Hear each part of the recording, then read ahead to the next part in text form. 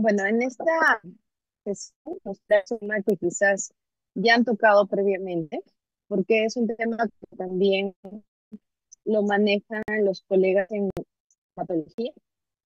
No sé cómo lo han en el momento, pero en endocrinología, en patologías también engloban distinción que puede ser secundaria, ya que dentro de las condiciones primarias también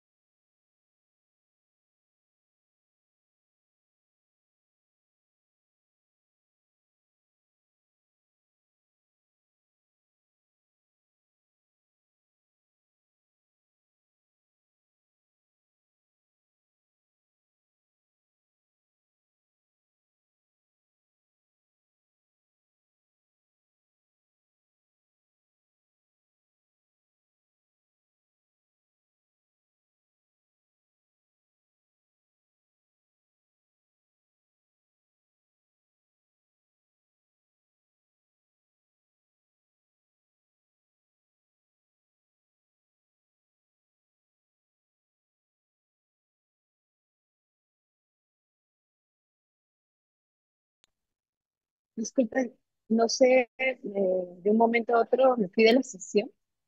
Quiero compartir nuevamente, pero no me permite. ¿Podrían ayudarme?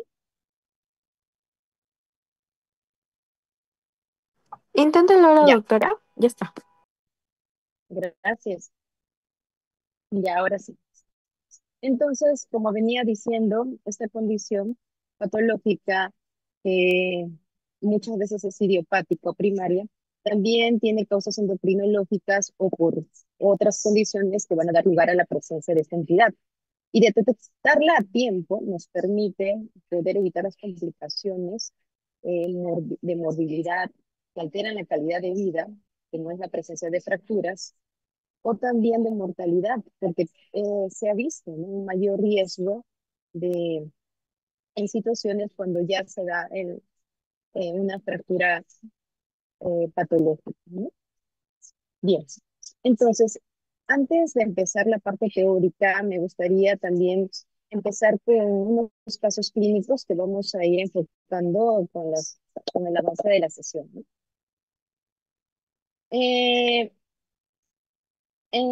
Tenemos el caso de una mujer en la posmenopausia, puede ser el caso de un familiar, mamá, etcétera, abuela, que tenía una puntuación de osteopenia en la evaluación de densitometría ósea de -2,3 sin ninguna fractura por fragilidad. Hasta ahí entiendo que también tienen conocimiento cuando hablamos de osteoporosis, es menos de 2,5 la evaluación de T-score para detección de osteoporosis y valorar iniciar el tratamiento. Pero esta paciente no tenía antecedentes de fractura, antecedentes familiares sí de fractura de cadera por parte de su mamá y un riesgo FRAX de 7,2% para fractura de cadera y del 15% para una fractura osteoporótica mayor. Ahora, el detalle es, esta paciente con un grado de osteopenia sin antecedentes de fractura debería recibir tratamiento. Segundo caso, tenemos una mujer de 70 años, la remiten para estudio, tuvo un antecedente de una fractura de coles, ¿de acuerdo? De húmero y radiodistal, además del quinto dedo de la mano izquierda. Pero eso fue hace poco más de un año, sin antecedentes patológicos, no trae estudios de citometría. ¿Cuál sería el manejo en esta paciente? ¿Qué deberíamos hacer, no?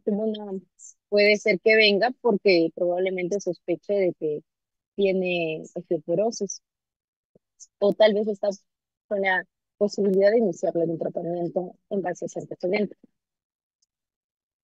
Y por último tenemos el caso de un varón de 55 años con antecedentes de ser diabético, hipertenso, y dentro de su tratamiento está recibiendo una terapia dual con metformina y la sitagliptina, que es un inhibidor de TP4. Además, por la hipertensión, hay correcciones el enalapril de 20 miligramos 2 veces al día. Tiene un antecedente también familiar primario de osteoporosis y su motivo de consulta clásica, ¿no? Como muchos presentan lumbalgia desde hace 2 meses, equimosis regional y una presencia de obesidad central e hipotrofia muscular.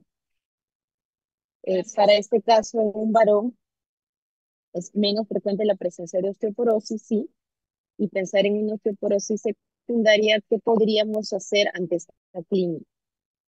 Bueno, por ahí vamos pensando para también dar lugar a las respuestas. Bien, preguntas.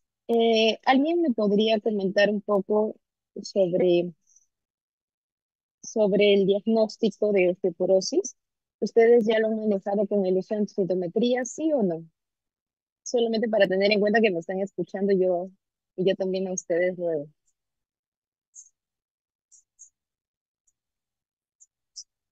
¿Aló? ¿Qué herramienta? Mm, Si pueden usar el micrófono, me encantaría. Bien, tipo el uso de citometría, supongo.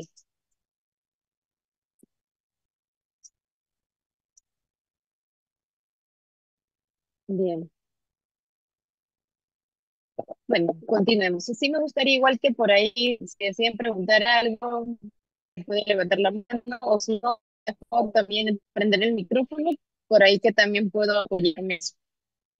Bien, entonces, el hueso realmente entender de que existe una parte que es más metabólica en la parte funcional y hormonal, y entender que también el 20% de la masa esquelética es el hueso esponjoso, y es ahí donde va a darse lugar la actividad metabólica del hueso, y el 80% restante es el hueso cortical, que tiene menos actividad, ¿no? Metabólica.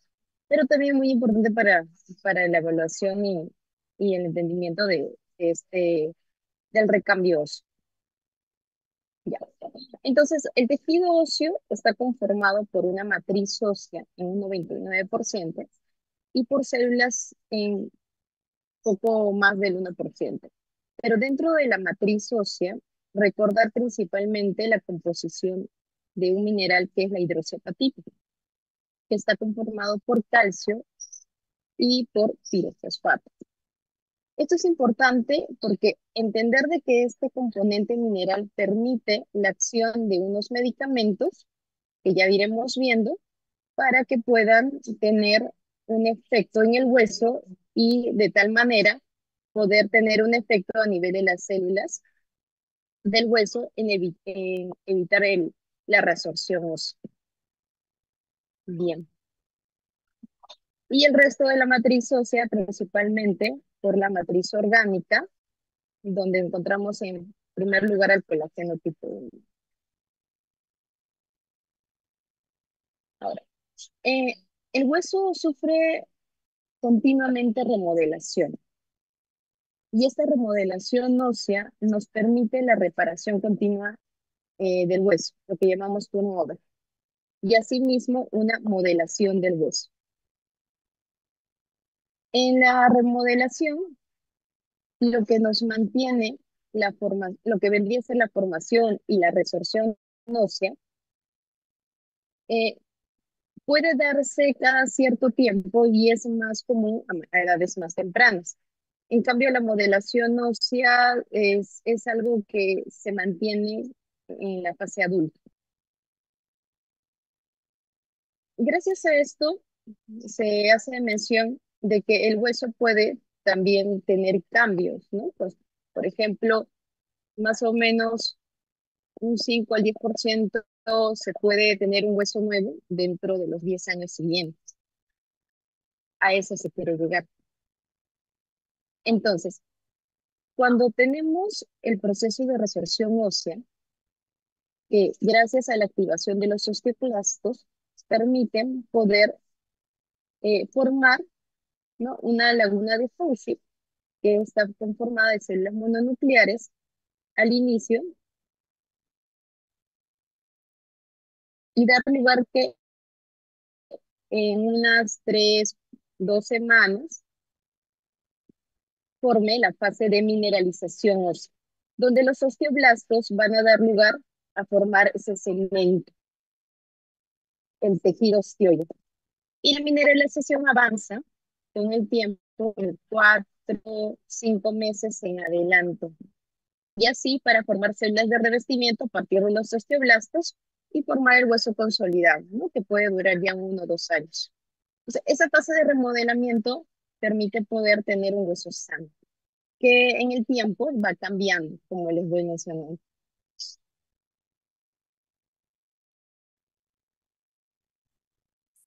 Pero todo esto lleva a un equilibrio.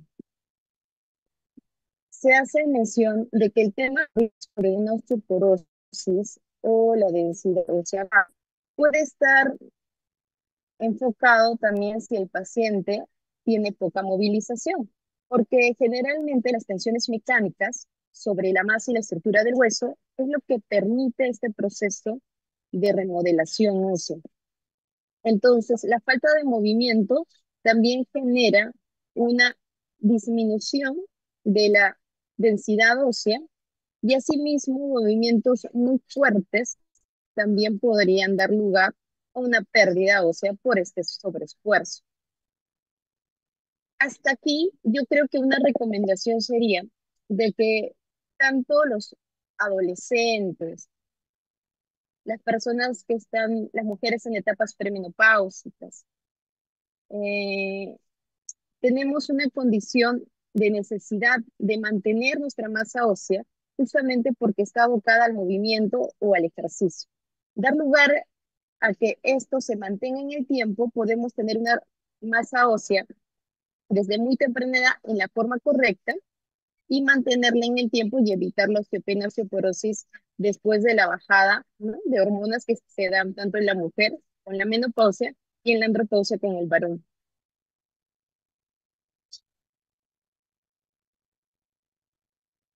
Esto es una imagen donde también voy a la reflexión, que el pico de masa ósea puede darse antes de los 30 años, inclusive hasta los 20 años se puede llegar a tener un 70%, 80% de la masa ósea total. Entonces, es tan importante la educación en el ejercicio desde muy temprana edad para poder mantener esta densidad ósea con el tiempo y evitar la osteopenia o la osteoporosis después de los 50 años en adelante. ¿De acuerdo? Y mantenerla así, pues es todo un reto alcanzable, que hoy en día pues se fomenta mucho el tema del ejercicio. Entonces, hasta ahí, ¿se me escucha bien? Sí, doctora. ¿Se me escucha bien? Ya, perfecto, Sí, gracias. Hasta ahí, la osteoporosis vendría a ser una importante enfermedad no transmisible, ¿sí? Así como la diabetes, la hipertensión, que afecta a 1 de cada 3 mujeres y 1 de cada 5 varones por encima de los 50 años en todo el mundo. El tema es entender también que una vez que se presente la osteoporosis, el riesgo de fractura por fragilidad, cuando hablamos fractura por fragilidad, es fractura de vértebra, cadera o antebrazo distal, superan los costos para el manejo de enfermedades crónicas, así como la diabetes, la migraña, entre otras. Y es porque una caída en una situación ya tal cual mencionadas genera más riesgos de fracturas y es algo que podemos evitar nuestros familiares, nuestras madres, nuestros abuelos, nuestros tíos y tomar en cuenta que solamente es un tamizaje previo y tratarla antes que se dé el desenlace. Entonces, la osteoporosis se define como una enfermedad esquelética sistemática caracterizada por una baja masa mineral ósea y un deterioro de la microarquitectura del tejido óseo, con una disminución de junto con un adelgazamiento, pérdida de la conectividad. así como la disminución del grosor cortical, un aumento de la porosidad, ¿no? Justamente la primera imagen que vimos al inicio. La tasa de fracturas vertebrales y de cadera van en aumento conforme la edad. Se menciona que las fracturas a nivel de la vértebra se correlacionan con la pérdida del hueso trabecular y las fracturas de cadera se correlacionan con la pérdida del hueso trabecular y cortical.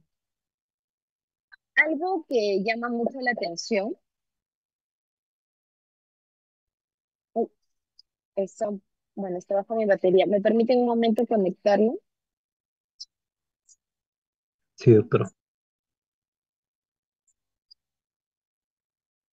Un momento, por favor.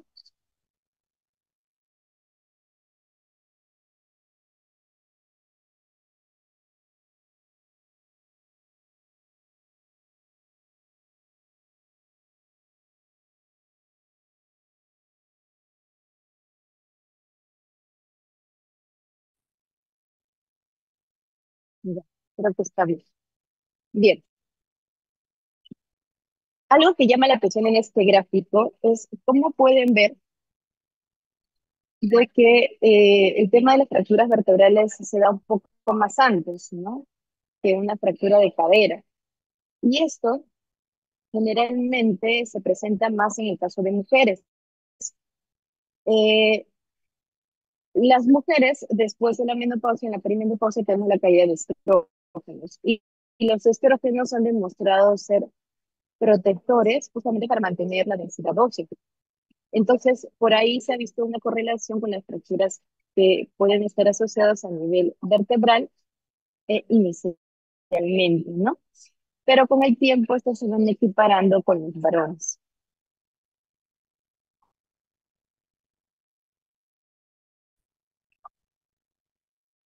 Bien. Ahora, el 30% de las fracturas sí son asintomáticas y las fracturas dorsales son más frecuentes que las lumbares por osteoporosis y afectan más al muro anterior de la vértebra, ¿no? A diferencia de una metástasis que puede ser ahí en otras zonas.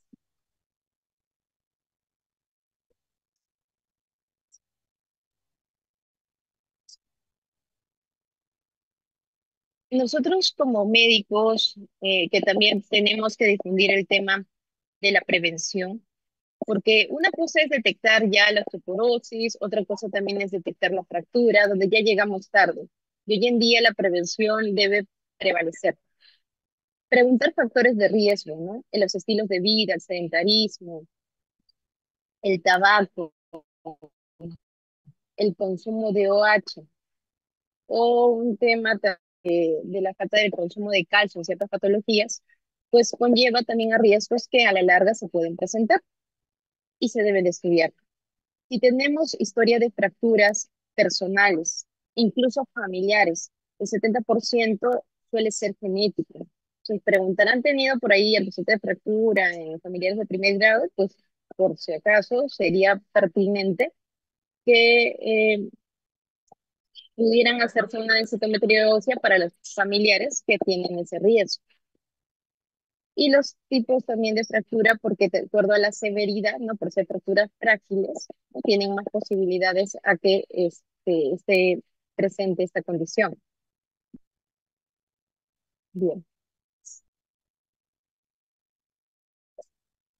Entonces, los antecedentes patológicos que tengan deficiencia de vitamina D, artritis reumatoide, también el tema de depresión, porque usan algunos antipsicóticos que también se han visto influenciado en la disminución de la absorción de calcio, enfermedades celíacas, enfermedades metabólicas inflamatorias que también conllevan a disminución de la absorción de ciertos minerales que contribuyen a mejorar la densidad ósea, la inmovilización prolongada, muchos pacientes hospitalizados.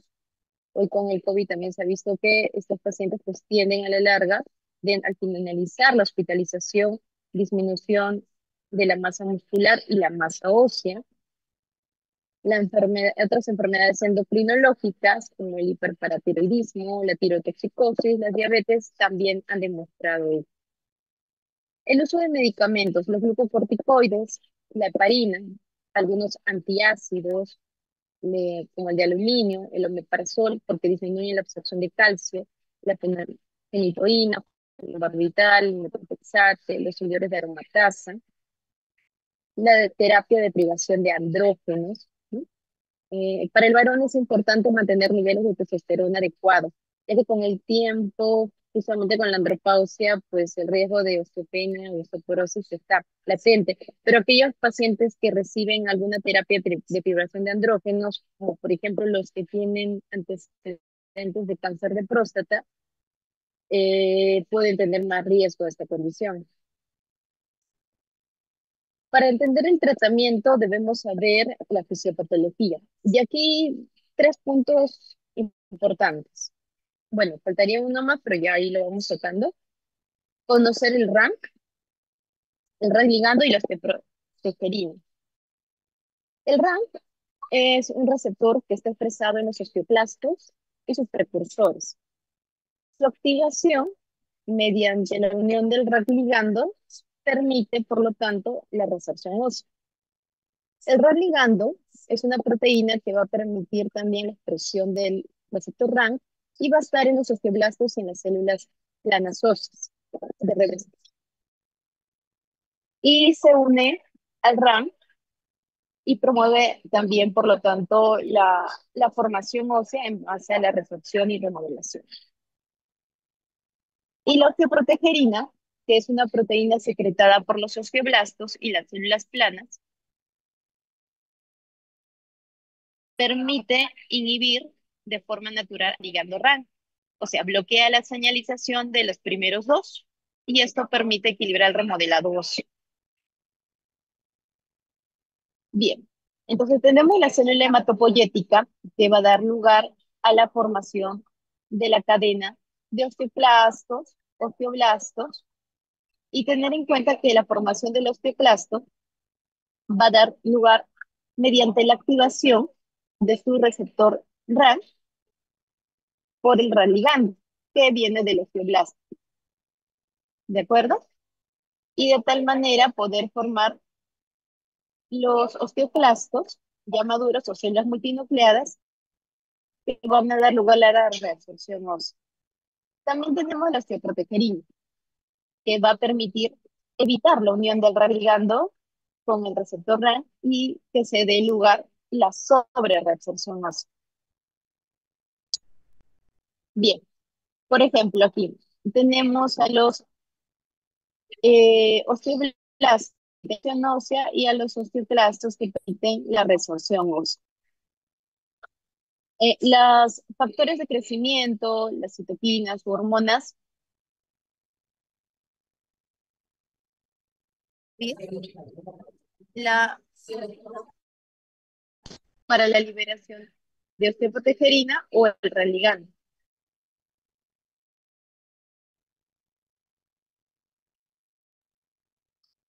Ya, aquí. Eh, eh, la presencia del RAN ligando a su receptor, RAN ligando a su receptor RAN va a dar lugar a la formación de resorción ósea. Pero ¿quiénes los estimulan? Las prostaglandinas, la paratormona, los glucocorticoides, la vitamina D, pero el exceso de vitamina D, la interleuquina 11, la interleuquina 1, una proteína relacionada a la paratormona y el factor de necrosis. Entonces, estas condiciones de inflamación o de efectos hormonales o tratamiento médico puede dar lugar a esta condición, ¿no? De una reabsorción. Del mismo modo, los osteoblastos permiten el equilibrio de la reabsorción gracias a la osteoprotegerina, que en mujeres premenopáusicas, gracias a la acción de los estrógenos, estimula a la liberación de este componente que evita la unión del RAN ligando con el receptor RAN. Entonces, si queremos evitar que se presente una resorción ósea, debemos mantener este balance que muchas veces se ve exacerbado en mujeres posmenopáusicas. Para Para empezar, uno de los tratamientos que usamos es el uso de bifosfonato, que es un medicamento que va a tener una acción en hacer una, eh, una unión al pirofosfato que se encuentra en los minerales de hidroxiapatitas a nivel óseo. Entonces, esta unión del bifosfonato a los minerales de hidroxiapatitas del hueso es lo que va a permitir poderse anclar y poder liberar unas sustancias que van a dar lugar a la destrucción de los osteoclastos.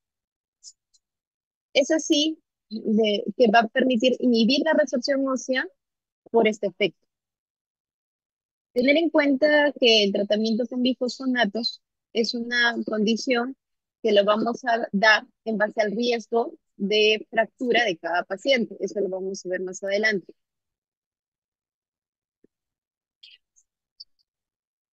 Bien, luego, como sabemos, el tratamiento también con estrógenos en una terapia de reemplazo hormonal en una mujer en perimenopausia puede ayudar, por lo tanto, a mejorar los niveles de osteocorticoide y también mejorar o evitar la unión del RAN ligando con el receptor RAN. Asimismo, tenemos unos medicamentos monoclonales como el denosozumab que va a actuar similar a la osteoprotegerina, inhibiendo la unión de estos dos componentes previos, lo que permite evitar la resorción ósea, ¿no? O la formación de los osteoclastos. La paratormona. La paratormona también se usa para el tratamiento de osteoporosis. Como pudieron recordar, les comenté que la paratormona tiene una fase, una acción en estimular a los osteoclastos cuando se da de manera continua.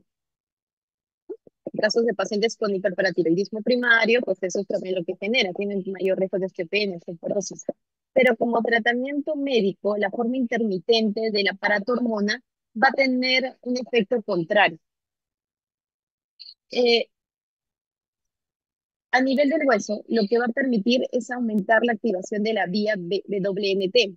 Esta vía realmente también es importante porque permite la formación de los osteoblastos, ¿sí?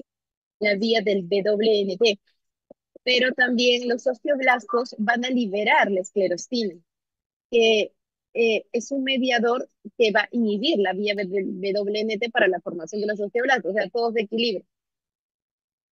Entonces, existen inhibidores de la esclerostina que también van a actuar a este nivel para poder mejorar la activación de la vía WNT y formar hueso. ¿Sí? Y ya en este caso, la acción de la paratormona o inhibidores de esclerostina me van a dar lugar a un tratamiento anabólico, a diferencia de lo anterior que hemos comentado, que es un tratamiento de evitar la resorción ósea.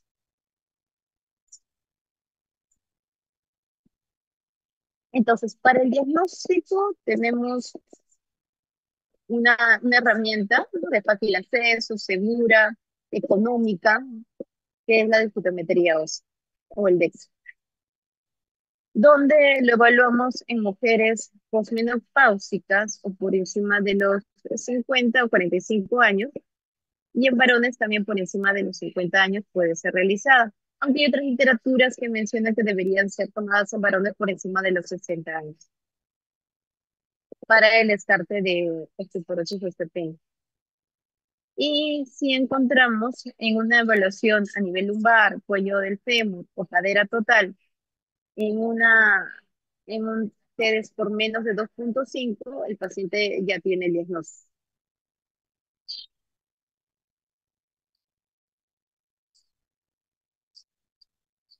Las indicaciones previas al uso de esta herramienta es consultar, ¿no?, el historial detallado de fracturas previas antes de someter a un paciente, ya que se debe evitar en el lugar de fractura.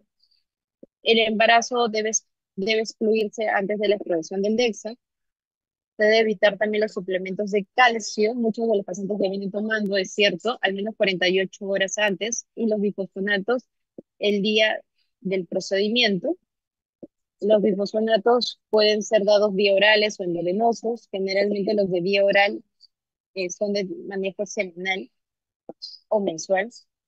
La exploración debe ponerse al menos durante, posponerse al menos durante 2 semanas si se ha utilizado radiocontraste previamente.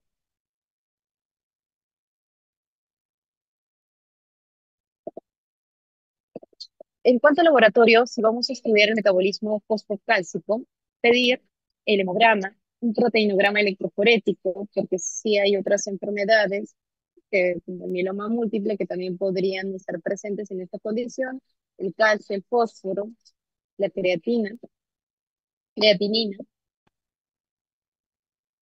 La orina también de 24 horas para medir el calcio en orina, la PTH intacta y la vitamina D. No se pide cualquier vitamina D, hay varias formas de presentación para laboratorio, pero se debe pedir la 25 hidroxivitamina D, porque este tiene un tiempo de vida media mayor. Dentro de los marcadores de formación ósea, tenemos a la osteocalcina, a la fosfatasa alcalina ósea principalmente, y los marcadores de resorción ósea, los CTX séricos, la fosfatasa sérica y el N-telopéptido C. ¿Por qué pedimos los marcadores óseos? Se deben pedir tanto en la evaluación inicial como en el seguimiento para ver si nuestro tratamiento es adecuado, hay respuesta y me podría y mayor riesgo de fractura. Predicen la magnitud también del incremento de la densidad mineral ósea con el tratamiento. Antes de eso, debemos tener en cuenta de que no muchos de los pacientes van a venir con el examen de densitometría y hasta esperar el resultado, estamos en la obligación de evaluar un score de riesgo de fractura que está en el alcance para nosotros por internet, donde me puede valorar la probabilidad de que aquí a 10 años la fractura osteoporótica mayor, ¿no? De la que ya hemos comentado, sea de cadera, de columna, de antebrazo distal, se dé eh, para mujeres en posmenopáusicas y hombres generalmente a partir de los 50 años, pero como les menciono, la probabilidad es más alta por encima de los 60 años en varones. También tener en cuenta que este FRAX me evalúa varias consideraciones como la edad, el sexo, la altura, si fuma, el alcohol, antecedentes familiares de fractura de cadera, una fractura anterior, el uso de glucocorticoides, antecedentes de reumatoide, osteoporosis secundaria, densidad mineral ósea, después de haber evaluado todos esos factores de riesgo, también puedo evaluarlo en una segunda consulta junto con la densidad mineral ósea que me traiga el paciente para evaluar el riesgo final. Y esto lo vemos acá. Es una herramienta de cálculo donde se hace el cuestionario en base a todos esos factores de riesgo previos que les comenté. Está estandarizado por países, ¿no? Aquí en Latinoamérica, pues el Perú de esta evaluación de FRAX y ponemos todos los datos del paciente. ¿En qué momento dar tratamiento? Si el riesgo de cálculo de FRAX es más del 20%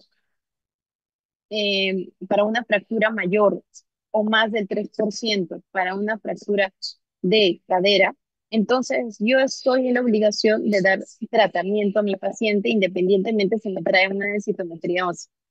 ¿De acuerdo? Esto es el mensaje. Entonces vamos al caso clínico. Se detectó pues incidentalmente en una mujer, ¿no? Llega con una puntuación de T-score en -2.3, hasta ahí osteopenia.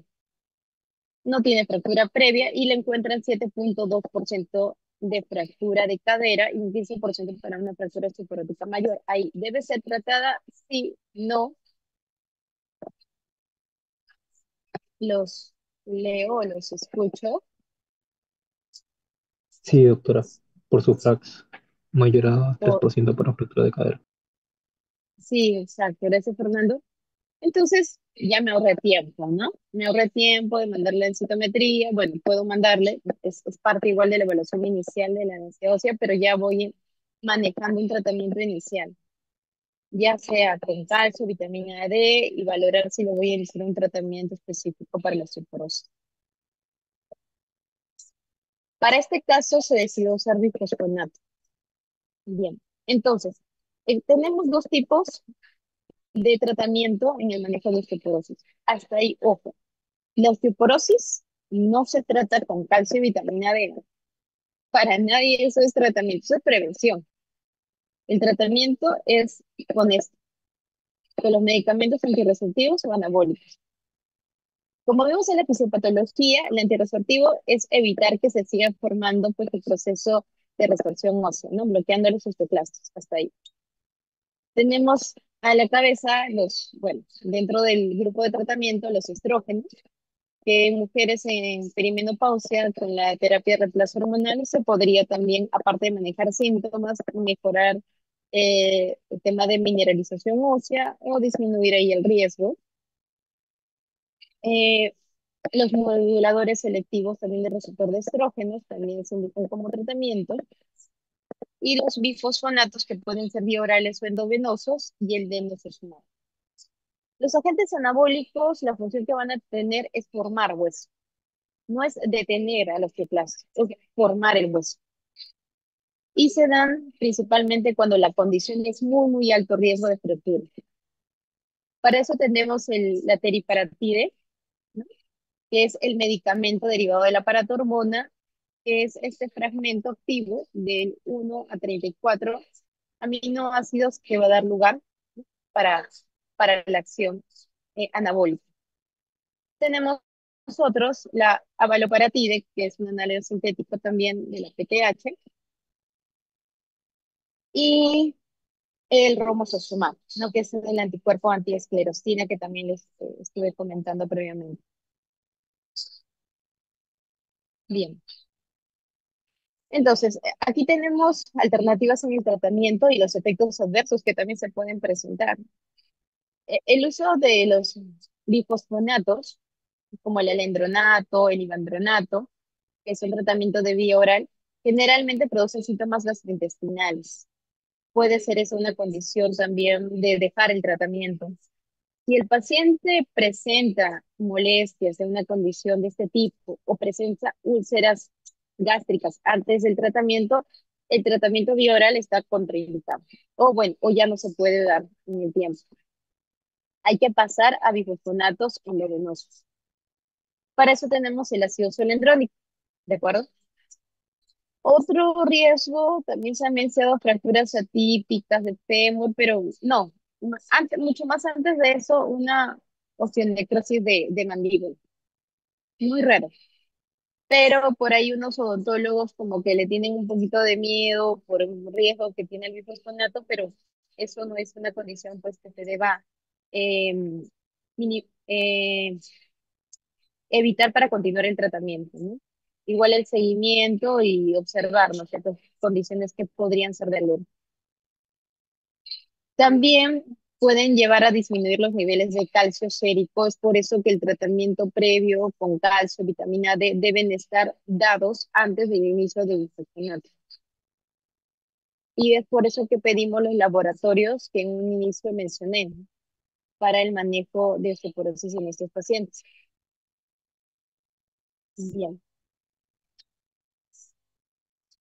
Eh,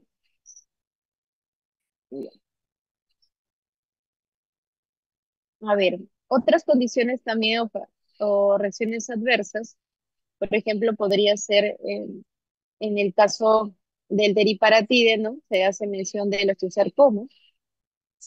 Eh, el hecho también de usar el raloxifeno, pues se comentó que podía también incrementar el riesgo de tromboembolismo por este efecto estrogénico. Y el romosozumab, eventos coronarios, también se han mencionado, ¿no? Como un factor de riesgo dentro de los estudios ensayos que han dado mucho antes. Y aquí tenemos el tratamiento y cómo este tiene un efecto sobre la fractura vertebral y sobre la fractura no vertebral y la fractura de cadera. Como pueden ver aquí, el ivandronato se ha visto un beneficio solo de mejorar el riesgo de fractura vertebral. El alendronato tiene un efecto en las tres condiciones. El ácido solendrónico también. Que esto también nos ayuda para mejorar La decisión de tratamiento. Y el romosozumab también en las tres condiciones. El teriparatide, miren, solo fractura vertebral, fractura no vertebral, pero no tanto así fractura de cadera. Entonces, tener en cuenta que si yo doy tratamiento a mi paciente, puedo disminuir el riesgo de fractura hasta un 40%, fracturas vertebrales hasta un 70%, y en algunos compuestos reducen el riesgo de fracturas no vertebrales hasta también un 30-40%.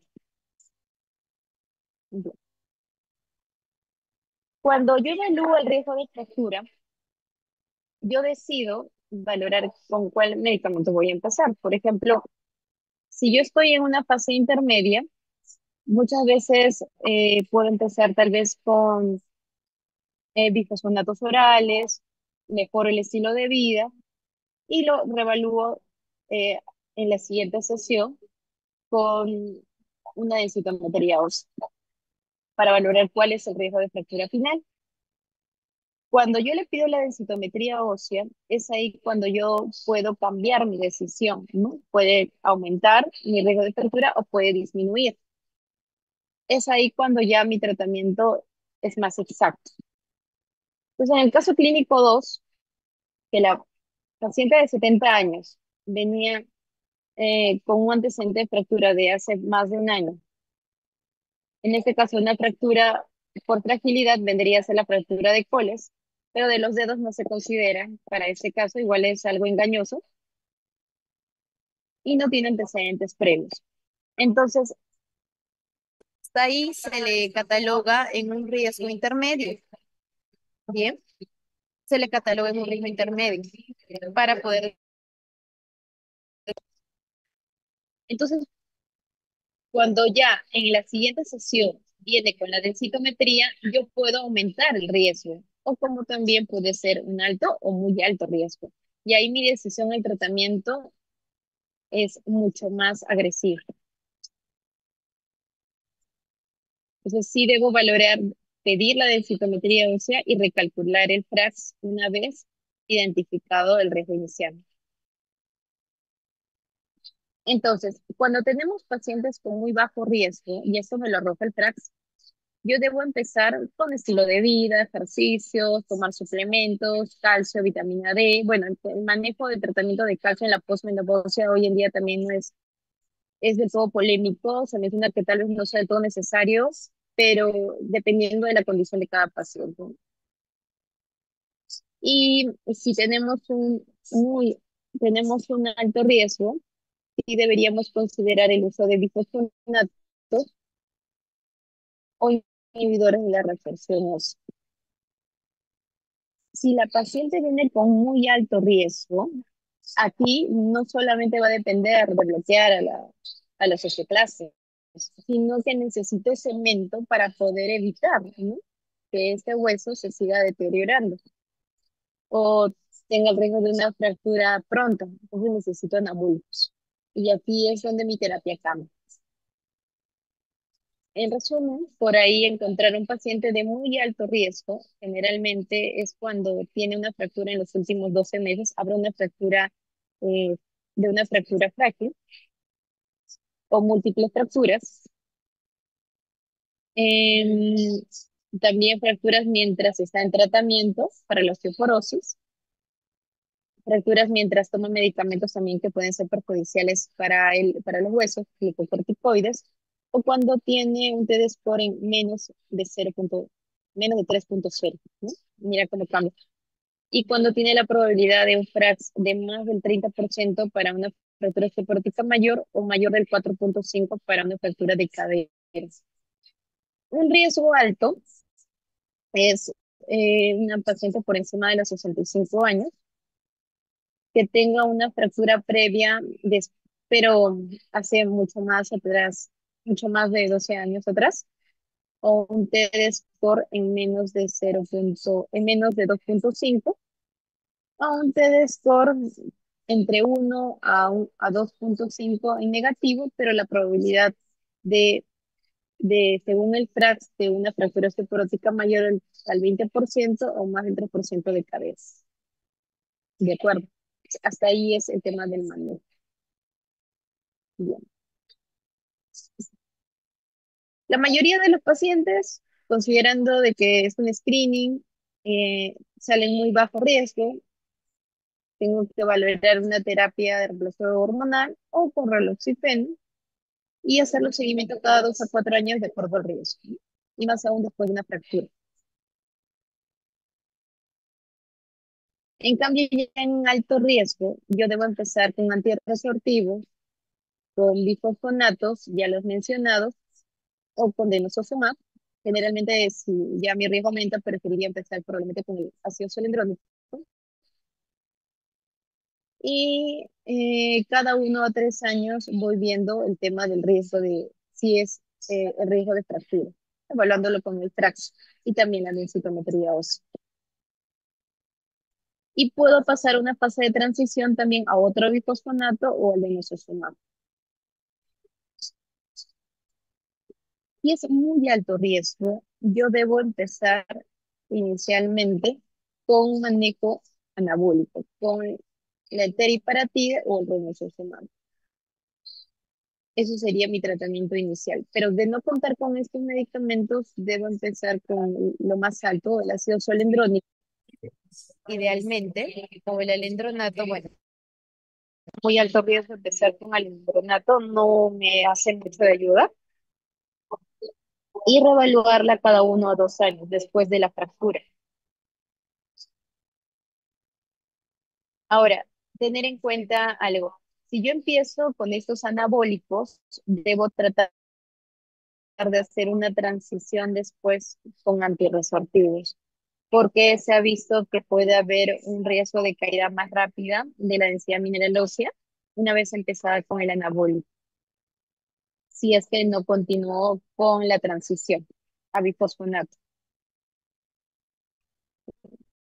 Entonces, este es un resumen ya del manejo, ¿no? El uso de bifosfonatos, sí o sí, en moderado riesgo y desde el alto riesgo en adelante.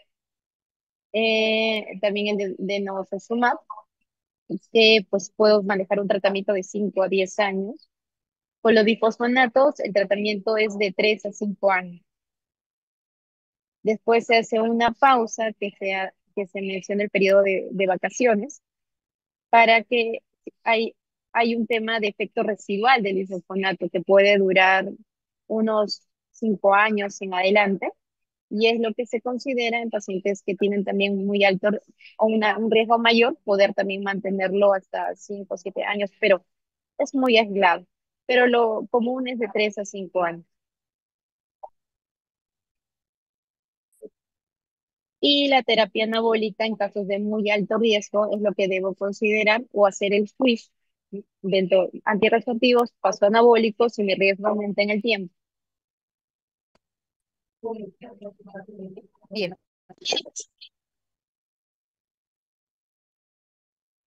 Hasta ahí, con esa clínica, ¿qué sospechan? Es una enfermedad endocrinológica. Las escucho. Cushing, doctora. Sí, sí. ¿Qué mencionó tú?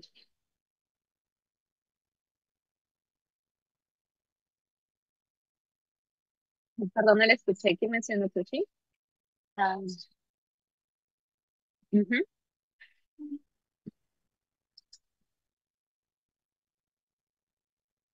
Bien. Eh, Resulta que este paciente se le pide estos exámenes. Ahí esta imagen no me permite ver el cuadro, la pantalla. Se le pide el calcio. El calcio lo normal es entre 8,5 a 10,5 dentro del rango normal. El fósforo también -4, está normal. La paratormona, bueno, no más de 55 dentro del rango. Y una vitamina D que salió baja, un poco baja, en 24. Lo ideal es óptimo por encima, lo ideal es por encima de 30, pero no menos de 20, de preferencia. Y óptimo más de 40, de 25 hidroxivitamina D. Y una calciuria normal en 24 horas. Una función hepática, renal, tiroidea que estaban dentro del rango normal. La electroforesis de proteínas también normal. Bueno, la inmunofijación de orina para las cadenas ligeras también ok. Una testosterona total para el varón en 464, lo normal es más de 300. Y se le pide el cortisol en orina y sale 10 veces más alto del valor del punto de corte, ¿no? En 24 horas. Evalúa el cortisol libre. Y se pide un cortisol con supresión de DEXA de 1 miligramo para el descarte también de síndrome de Cushing y salió alto, muy alto. Lo normal es que sea menos de 2 o menos de 1,8 microgramos por decilitro. Y una CTH alta, una CTH por encima de 10 o bueno, en este caso de 20, muy alta, a pesar de tener una hipercortisolemia, ¿no? Se supone que todo es retroalimentación negativa. Y se hace la confirmación de una enfermedad de Cushing, una adenoma hipofisario. Eh, el paciente, por lo tanto, eh, el tratamiento ah, puede hacerle la cirugía, se le somete a la cirugía, el paciente ya está operado del adenoma hipofisario, se resuelve los síntomas de hipercortisolemia, tanto bioquímicos, y como se confirmó previamente que la lumbalgia había sido por una fractura por osteoporosis, se le da tratamiento con teriparatida. Y bueno, se hace el seguimiento. Entonces, esto también nos da a entender de que hay que buscar causas secundarias y principalmente en varones, porque dentro de las causas secundarias los varones representan más de las 2/3 partes cuando hablamos de osteoporosis. En cambio, una mujer es menos de una quinta parte. Es más, son causas primarias por la perimenopausia, menopausias tempranas, también. Entonces, ahí es donde debemos también hacer hincapié en el diagnóstico. O en base al uso de un DEXA.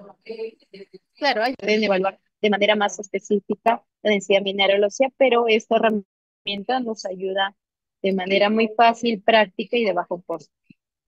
Entonces, dentro de las osteoporosis secundarias, recordar el síndrome de Cushing, el alcoholismo, el tabaquismo o el hipogonadismo como causas más comunes.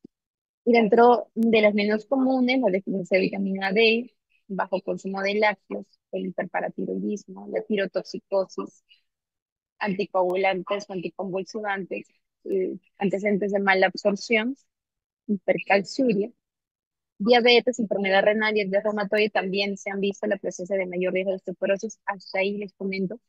Y bien el tema del diagnóstico de pacientes en general con una con el DEXA por debajo de -2,5 es para osteoporosis, para pacientes con diabetes, se ha bajado este punto de corte, no, ha aumentado, perdón, el punto de corte a -2,0 según el ADA desde el año pasado, la Asociación Americana de Diabetes. Y es porque los pacientes con diabetes se ha visto que tienen más riesgo de fractura con una densidad mineral ósea mayor. Entonces, la prevención implica pues cambios en el diagnóstico, ¿no? Y, ¿qué más? Eso fue lo que se mencionó, digamos, dentro de lo novedoso.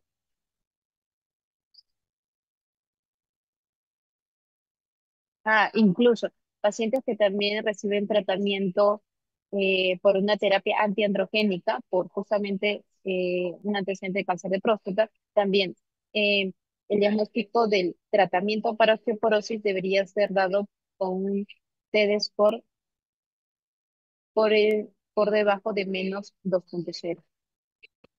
Tener en cuenta que pacientes que tienen menos de 50 años están en una fase premenopausia, jóvenes como ustedes, no debería ser usado el DEXA bueno, no debería ser usado el FRAX para ver el riesgo de fractura porque no está aplicado en esa población.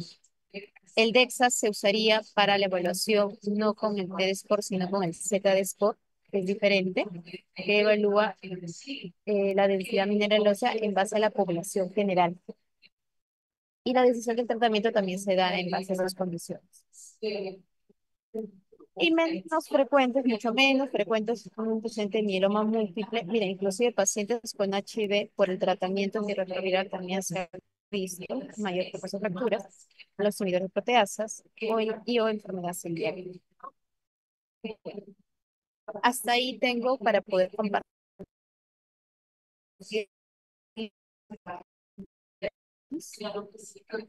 ¿Tienen alguna pregunta? Doctora, disculpe, ¿los embarazos múltiples pueden causar osteoporosis? Los Sí. embarazos múltiples, ya. Eso, bien, gracias por la pregunta. No, o sea, eh, existe un riesgo en mujeres gestantes si a fracturas se ha visto en ciertas condiciones donde ya de osteopenia y como el embarazo sí puede conllevar a un riesgo de disminuir la densidad mineral ósea por estos cambios en nivel de la gestación. No es algo absoluto que una paciente con embarazo múltiple pues tenga riesgo de fractura, pero sí tener en cuenta que si la mujer no está bien suplementada, si la mujer ya tiene antecedentes de una desnutrición crónica o la paciente tenga un tema de alimentación por ahí vegetariana, disminuye el consumo de lácteos, no está, o tiene un antecedente de inmovilización previa, el riesgo de una posibilidad de fracturas durante el embarazo podría ser, y no necesariamente embarazo múltiple, ¿no? En general. Son condiciones que no son frecuentemente eh, comentadas, pero sí está reportado.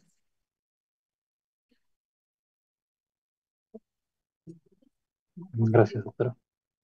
Gracias, Fernando. Bien, bueno, ya si no hay otra pregunta, lo dejamos hasta ahí.